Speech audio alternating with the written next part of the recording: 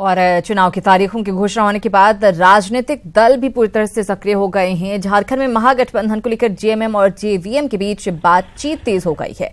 इस सिलसिले में जेएमएम नेता हेमंत सोरेन ने रांची में जेवीएम नेता बाबूलाल मरांडी और प्रदीप यादव से मुलाकात की, जिसमें मौजूदा लोकसभा चुनाव को लेकर साझा रणनीति पर मंथन हुआ। साथ ही सीटों के बंटवारे पर भी चर्चा हुई।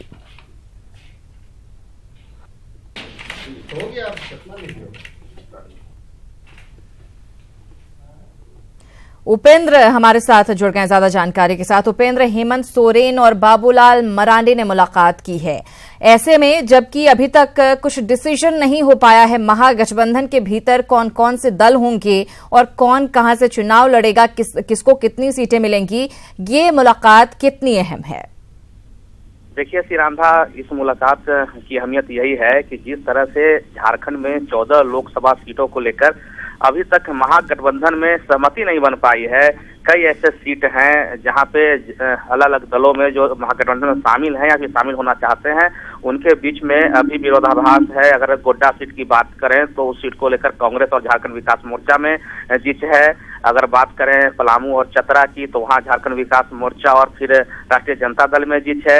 हजारीबाग की बात करें तो उसको लेकर के सीपीआई और कांग्रेस के बीच में मनमुटाव है। तो कई तरह की बातें हैं जिसके चलते अभी तक कोई आधिकारिक घोषणा नहीं हुई है यहाँ पर कि महागठबंधन में सीट शेयरिंग का फॉर्मूला क्या होगा और कौन सी पार्टी किस सीट पे चुनाव लड़ेगी।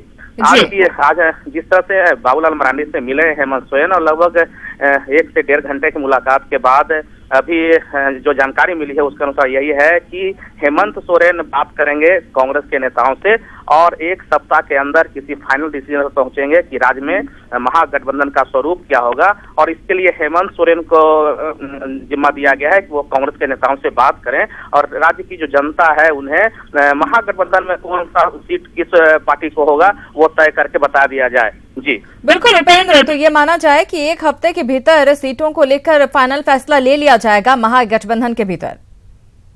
बिल्कुल, जिस तरह से हमें जानकारी मिल रही है, हमारे सूत्र बता रहे हैं कि जो अभी बैठक हुई है उसमें यही है कि अब ज्यादा न किया जाए, खास करके तब जब एनडीए की ओर से एनडीए भाजपा और आसू ने अपना सीट शेयरिंग का जो घोषणा है, फॉर्मूला है, वो घोषित कर दिया है कि 13 सीट पे भारतीय जनता पार्टी लड़ेगी और 1 सीट पे गिरिडीह पे आसू अपना उम्मीदवार खड़ा करेगा। तो अब ज्यादा देर करने के मूड में नहीं है महागठबंधन के जो दल हैं और एक बात साफ लग रहा है कि लोकसभा चुनाव के लिए संभवतः वाम मोर्चा को कोई जगह नहीं मिले महागठबंधन में। जी बिल्कुल उपेंद्र, जिस तरीके से हेमंत सोरेन ने इस पूरे एकजुट करने को, महागठबंधन को एकजुट करने को लेकर एक्टिव नजर आ रहे हैं, ऐसा लग रहा है कि सूत्रधार की भूमिका निभा रहे हैं और सबसे ज्यादा प्रभाव शायद उन्हीं का रहेगा अगर सीट का बंटवारा होगा उस वक्त भी, ऐसा है क्या?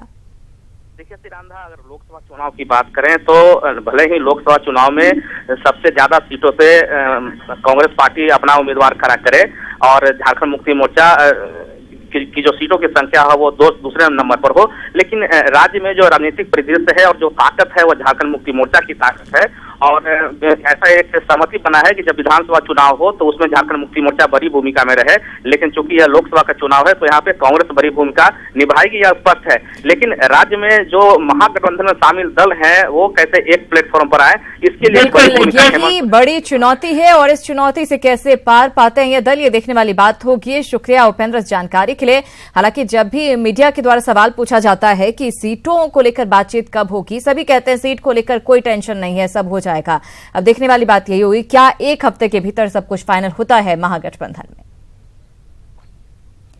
और इधर चुनावी बिगुल बजते सियासी दलों में जुबानी जंग शुरू हो गई है। कांग्रेस ने बीजेपी सरकार को हर मोर्चे पर विफल बताते हुए जुमले वाली सरकार करार दिया है, वहीं बीजेपी ने पलटवार करते हुए विपक्ष पर झारखंड को लूटखंड बनाने की कोशिश का आरोप लगाया है।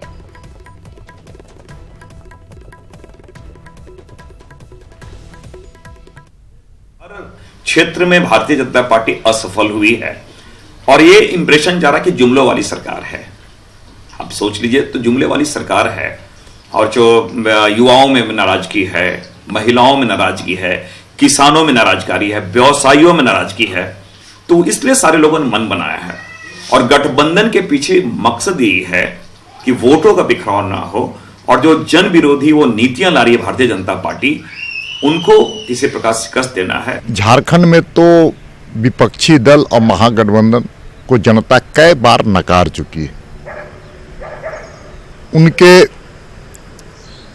द्वारा किए हुए झारखंड में जो काम है, झारखंड को लूटने का जो उनका लगातार उनके सरकार में जो किए गए हैं, उसके चलते यहाँ की जनता उनके चेहरे को जानती है। झारखंड को लूटखंड बनाना चाहती है, जबकि भारतीय जनता पार्टी झारखंड को विकास से युक्त झारखंड बनाना चाहती है।